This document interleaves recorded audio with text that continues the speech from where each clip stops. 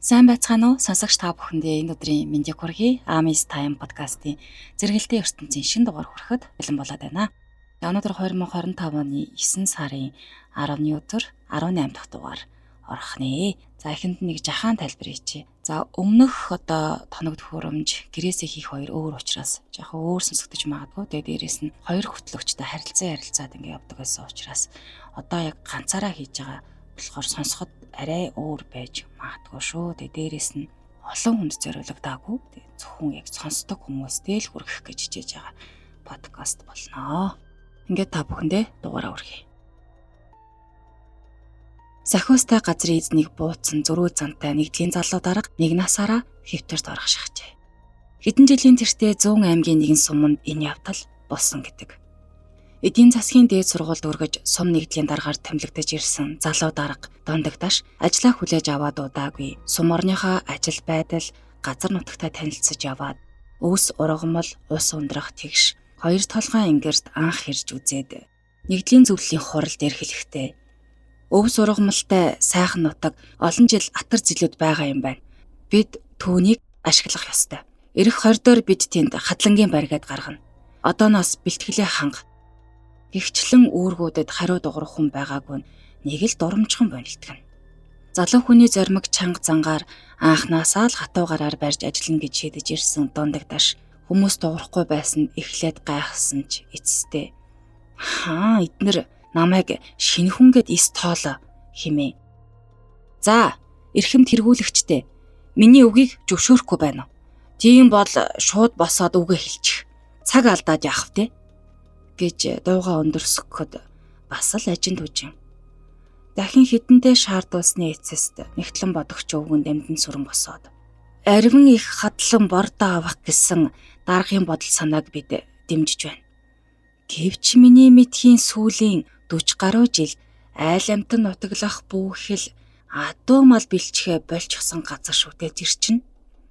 Эцэг өвгдийн үеэс л ийм болсон юм. Гэд үргэлжлүүлэн ярих гэтэл сум нэгдлийн дарга ширээ шаан босож ирээд. Та намын гишүүн байж өгсөн элэнцэгний улирсан баларсан юмыг яриад байна уу? Заавал тэнд хадлан гадна. Баригадыг би өөрийн биеэр авч очино. Та нар бэлтгэлээ базаахаал хичээ гэснээр энэ асуудал шийдэгдсэн байна.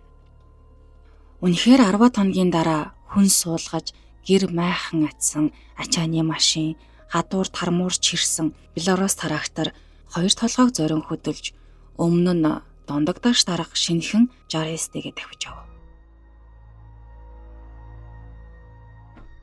Гэр майхнаа барьж төөхнөөд авчирсан айраг цагаа даргын гаргасан 3 шил хатуу архийг үрдсэн боловч тэнд байсан 10 гаруй томчул нэг л түнсгэр.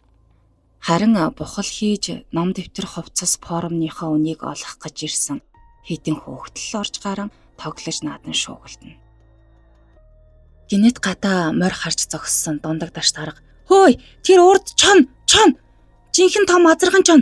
Алив, баривгаа бууга аваад гараад ирээрээ. Ойртож очиод буудъя" гэж бачимдангуй орлов.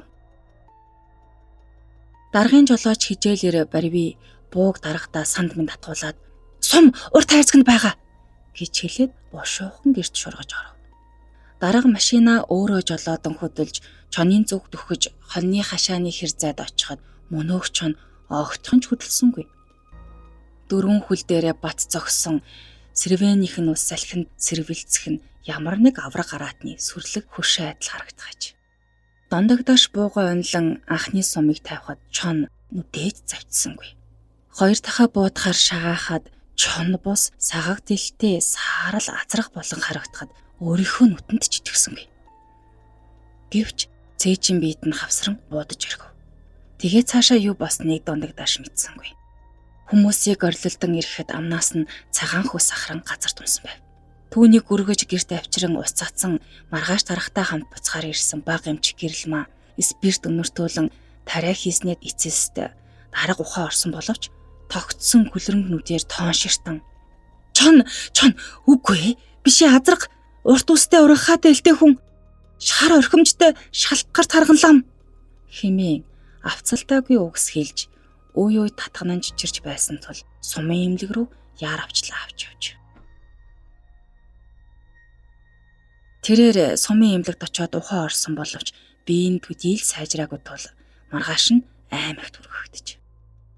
Аймгийн эмнэлэгт 7 хоног хэвтэн бүхэл шинжилгээ хийлгэсэн боловч онш нь тодорхой бус хэвээр. Ийм дарга барсан эмч нар зөвлөлдөн онгоцоор хот руу явуулсан байна. Дундаг тааш хотод ирэн 1-р эмнэлэгт нэлээд хэдэн сар болоход дөнгөжл босож авах төдий хосааж. Хүүгийнхээ төлөө дээлтэйгээ зовлонд гацсан эцэг их хоёр нь хэдийгээр цаг цөвөн лам хуурах сүм хийдгээд явах хориотой байсан ч гэлээ ганданд олон жил сууж буй дамдаржаа лам дээр очиход яг тэр дундаг дашийн ажиллаж буй нутгийн уугуулхан байж. Тэрээр хэлэхдээ эмнэлгээс 7 хоног чөлөөгөөр гаргаад манад аваад ир. Би хэдэн гайгүй шавнартайгаа гүрэм хийж ном уншуулъя. Тэгхээс нааш олигтой засал авахгүй хэмээн нас 80 гарч буй уган ламын хийснийг ёсоор болгон эмнэлгийнх нь хэлэхдээ хүүгээ агаар салхинд хэд хоног гаргаадах юм хэмээн хэлээд авчирсан байна. Үнэхээр ч 7 хоногийн дараа дундаг ташийн биеийн байдал шаал өөр болж нойр хоолндооч сайжирч сарын дараа гэхэд бараг урдын төрхөндөө орсон байна. Гэвч дундаг дашийг эмч нарын зөвлөгөөний шийдвэрээр 1 жилийн хугацаатай ажилласан чөлөөлж гүрүүвт орсааж. Дундаг дашийн хугацаанд өвгөн ламтай ихэд дотносч орж гарах болсон бөгөөд тэрээр сурахтаа миний би яагаад тэгэж их мууцсан юм бол гэхэд өвгөн лам хариуд нь их л том засал хийх хэрэгтэй байсан юм да. Нэг бяцхан түүх шаштар шиг юм яриад өгвөл чи залуу сэргэлэн хүн учрыг ойлгох бизээ гэд ийм өгөөсөн байна. Хоёр толгой гэдэг чинь тэр өвс ургамал жигдэрсэн газрын нэр биш юм. Нутгийнхан холбоо хоёр мөөм толгой гэд янз бүрээр нэрлэдэг байсан гэдэг. Хоёр толгой гэдэг болсон нь ийм учиртай. Хувьсгалаас өмнө тэнд нэг хийд байсан юм. Би тэнд 5 настайгаас шавилсан хүн. Хамблам нь соном гавж гэж байх. Төвний хөөж мөн тэнд шавлна. Тэр жил алс нутгаас нэг их чадaltaй төвд бид зүгээр л сангасва гэж нэрлэдэг байсан юм. Ирж суушин нутгийн цэбэл гэгчтэй ханилан өр хүүхэдтэй хүртэл болсон боловч түүнийг этгрүүлэхдээ нас барчихсан юм. Гэвч сангасва хүүгээ ихээс нь хойш элхэндээ бөөцөлөн юугаарч дутаалгүй өсгсөн гэдгийг бүгд мэднэ. Нэг л мэдхэд 10-аад насны ихтэйгээ хачин адилхан хүү гүйж явсан юмдаг. Овоо дахиж наадам хийж байсан үед сангасвагийн хүү тэнд ирж л дээ. Хүүхэд юм болохоор юм сонирхож эдэж уух зүйл гарч л яваа биз. Гэтэл түүнийг харсан манай хийдийн банд нар эхийнхээ толгойг залгсан бүх чөтгөр сангасвагийн зулбтас гэж атлан хөөсөнд яваагүйгээр үл барам ойртож ирээд гэнэт ухсхийн хамбламын хүүгийн улаан нүрлөө мөргөж унахчхад зүгтж. Хамбий хүү босож овоон дээрээс аягын чинээ чулаа аван араас нь нүүлгэсэнд яг дагцанд нь онож сангасвагийн хүү үхэж явсан байна. Хөөж тэр дороо өөд болсон тул хинч ойртож чадалгүй байтал сангасва хаанаас ч юм гинэтүүлэн гарч ирээд хүүгээ мөрөн дээрээ үүрэн хурах шүрсэн боохоо шиг алга болохыг бид нүдэрээ харж за одоо юу л болдог бол бурхан минь өршөөж хайрл гэж өөр хоорондоо ярьж залбирч байлаа. Сангасва хэд хоног бараа сурагч үгүй. 9 хоногийн дараа билүү дээ хамбий хүү кенет цусаар буулж нас орж биднийг өөмөлдөж байтал сангасва тэнгэрээс буусан мэд гинэт гарч ирээд хамбийн зүг толгой дохин мэдлэхэд хамч мөн адил хавсран наминчилж хариулав. Энэ мөчөөс л тэр хоёрын дунд өшөөх орслын үл тайлагдах зангилаа живчрэн чангарсан болов. Гэхдээ тэр хоёр одоогийн хэлээр бол шудраг зарчмаар чадал эрдмийн хүчээр тэмцэлдэж хүчээ туйлтай хүртэл шавхаж байсан ч гэлээ тэнцүү байсан мэт санагддаг юм. Тэд холбоо толгоогоос хойш хагас өртөр шахамд байх асгат хайрхны оройд хинэн төрүүлж гарах төрөөс нь ялагч болохоор тохиролцсон өрсөлдөхөд хамблам орхимжоор сангасва хицээрээ жигүүрхийн нисэж яг зэрэг орой дээр нь гарч хинж дийлээгүй юм. Тэдний тэмцэл үргэлжилсээр эцэстээ холбоо толгойд төгсгөл болсон гэлцдэг. Өглөө эрт адууны мананаас бууж авсан залуу тэр хоёрыг нэг толгой орой дээр өөдөөдөөсөө харан зогсож байхыг харсан байна. Тэгснээ хамб хонх дамраа дугуйрган сангасваа хицээд илтэн бие рүүгээ ямар нэг юм цацаж байсан гэж адуучин залуу ярьж байсан юмдаг. Түүнийг харсаар байтал тэнгэрт аянга цахилгаан гэлбэх шиг болж сайтар ажиглавал агаарт хоёр хурц ил нарны гэрэл ойлгон эргэлтэхэд мэл гайхаж цэл хөхөрсөн залуу гайхсандаа хөдөлж чадахгүй зогсож байж. Нэмэтгэд хоёр бүөрийнхээ мөнхөрч бүг сонирхон очиж харвал нэг нь хамбын мулцсан толгой, нөгөөх нь сангасваагийн сэгсгэр үстэй толгой хоёр хөөцөлдөж тэдний нүд хин хинээ зансан харцаар ширтгийг хараад ухаалтаад унчихж.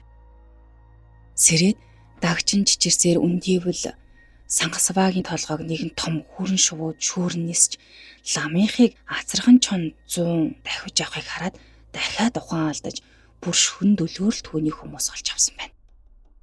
Бид хамбын шарлыг нутглуулах гэж ирээд хаанаас ч олоогүй. Үүнээс хойш сүм хийдийн ажил нэг л явцгүй болсоор 1937 оны барай тавианы үеэр бурхан тахлыг нурааж сүм дуганыг шатааснаас хойш ил хул болсон газар да. Сайн мэдхгүй хүн тэрүүгээр явбал элдэв юм тохиолдох нь цөөн бус гэдгийг чи биеэрээ мэдрээ биз дээ.